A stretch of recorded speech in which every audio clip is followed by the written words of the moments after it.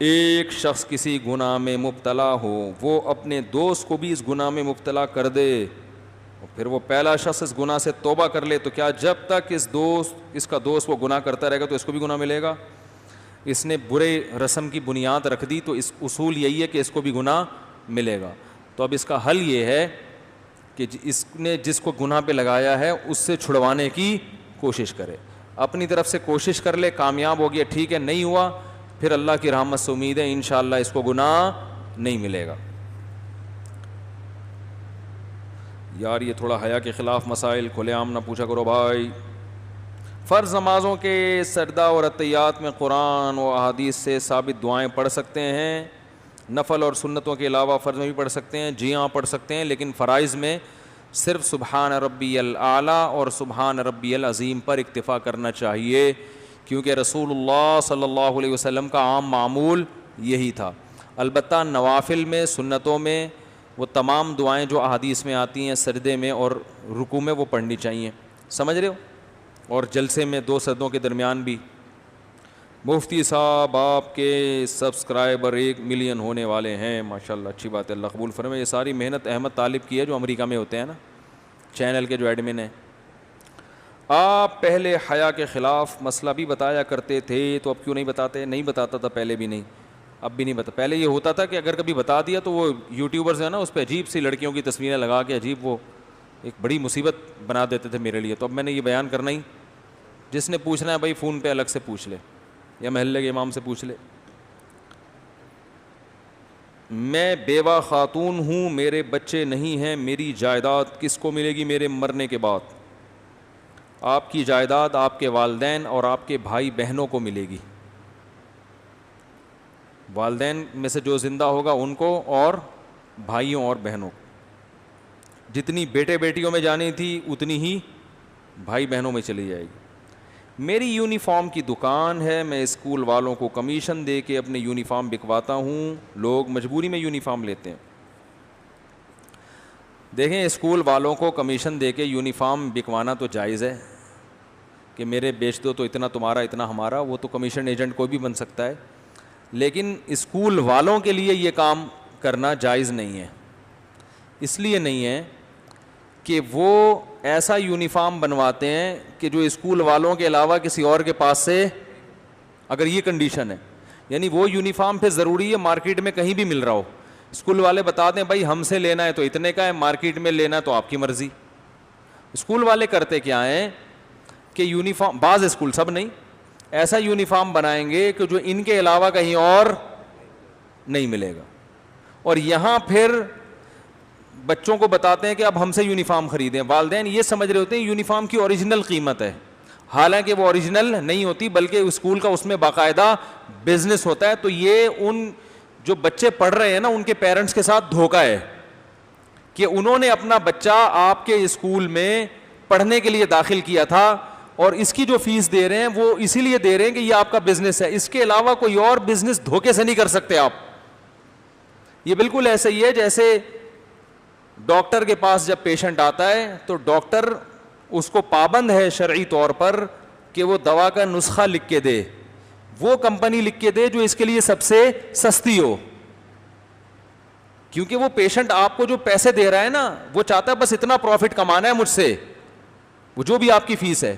اس کے علاوہ اگر آپ بزنس پیشنٹ سے کر رہے ہو تو بتانا پڑے گا آپ کو، پیشنٹ کو نہیں آ رہی بات، وہ بتانا پڑے گا پیشنٹ کو۔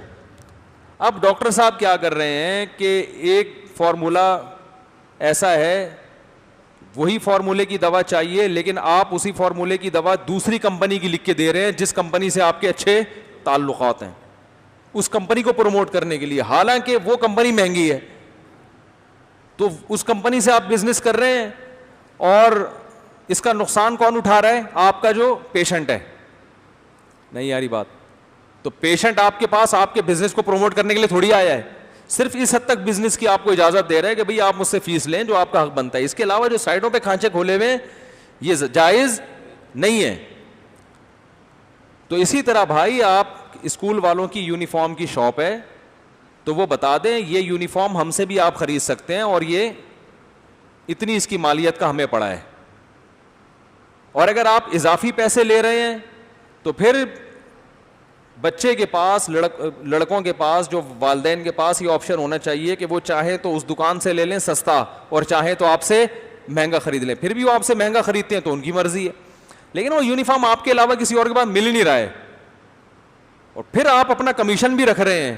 تو بچوں کے والدین کو جب یہ پتہ چلے گا تو وہ اس پہ خوش نہیں ہوتے. تو یہ ان کو دھوکہ دے کے آپ فائدہ اٹھا رہے ہیں اس سے. یا تو ان کو بتا دیں بھائی ہمارے دو بزنس ہیں, ایک تو اسکول اور ایک اسکول کے یونیفارم, یہ مستقل ہمارا بزنس ہے. بتا دیں ان کو, آپ سمجھ رہے ہیں, بتائیں گے تو اسکول چلے گا نہیں. پھر وہ بڑی غیر شائستہ اور گھٹیا حرکتیں ہو رہی ہیں پیسہ کمانے کی آج کل. تمیز سے کوئی پیسہ کمانے کے لیے تیار نہیں ہے. کھونے کھانچے گھٹیا طریقے, کتابیں اپنی بکوا رہے ہیں. وہ کتابوں کی بچوں کو ضرورت نہیں ہے پڑھنے کی, لیکن چونکہ ہمارا بزنس ہوگا تو یہ والی کتابیں ہمارے نصاب کا سلیبس کا حصہ ہے, کیونکہ یہ ہمارے پاس ہوتی ہیں تو والدین اس بہانے ہم سے خریدیں گے. حالانکہ پتہ ہے کہ بچوں کو یہ کتاب پڑھانے کی ضرورت نہیں ہے, لیکن چونکہ آپ کے ماموں کی دکان ہے تو وہ کتاب بھی بکے گی. ڈاکٹر جب فراڈ کر رہے ہیں تو پھر اسکول ٹیچر بھی, ڈاکٹر کا تو پیشہ بڑا ہی مقدس ہے نا, ٹیچر کا تو اس کے بعد ڈاکٹر تو ڈائریکٹ آپ کی باڈی کو صحیح کر رہا ہے. تو پھر یہی ہے, تو پھر قصائی سے کوئی شکایت نہیں ہونی چاہیے کہ وہ چھیٹڑے کیوں ڈال دیتا ہے. جب اتنا پڑھا لکھا طبقہ 2 نمبری سے پیسے کمائے گا. یار مجھے ایک بات بتاؤ, آپ ڈاکٹر کے پاس گئے, ڈاکٹر صاحب مجھے بیمار, مجھے فیور ہے یا مجھے یہ مسئلہ ہے, ڈاکٹر نے کوئی اینٹی بایوٹک لکھ کے دی. ڈاکٹر کو پتا ہے یہ والا فارمولہ اینٹی بایوٹک کا اس کمپنی کا سستا ہے اور اس کمپنی کا مہنگا ہے. دونوں ہیں سیم فارمولے, دونوں کا اثر بھی ایک جیسا ہے.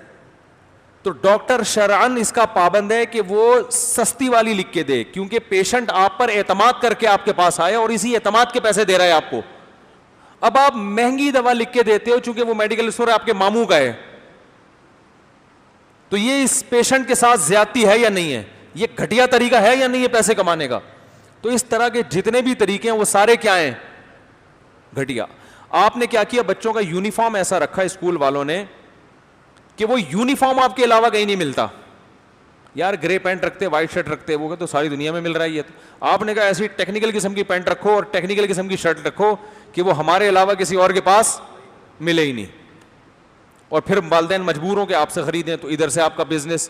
تو یہ بھی کیا ہے, بزنس کا گھٹیا طریقہ. اس میں طلبہ کا فائدہ نہیں دیکھا جا رہا بلکہ اسکول اپنا فائدہ دیکھ رہا ہے. تو یہ سارے طریقے چھوڑ دیں, عزت کے ساتھ دونے والے وہ انشاءاللہ اس میں اللہ زیادہ برکت دے گا.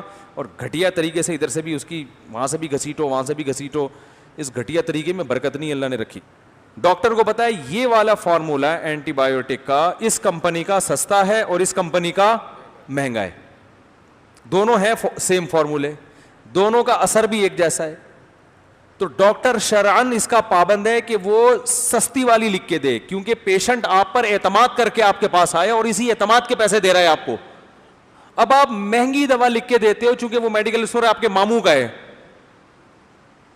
تو یہ اس پیشنٹ کے ساتھ زیادتی ہے یا نہیں ہے, یہ گھٹیا طریقہ ہے یا نہیں ہے پیسے کمانے کا. تو اس طرح کے جتنے بھی طریقے ہیں وہ سارے کیا ہیں, گھٹیا. آپ نے کیا کیا, بچوں کا یونیفارم ایسا رکھا اسکول والوں نے کہ وہ یونیفارم آپ کے علاوہ کہیں نہیں ملتا.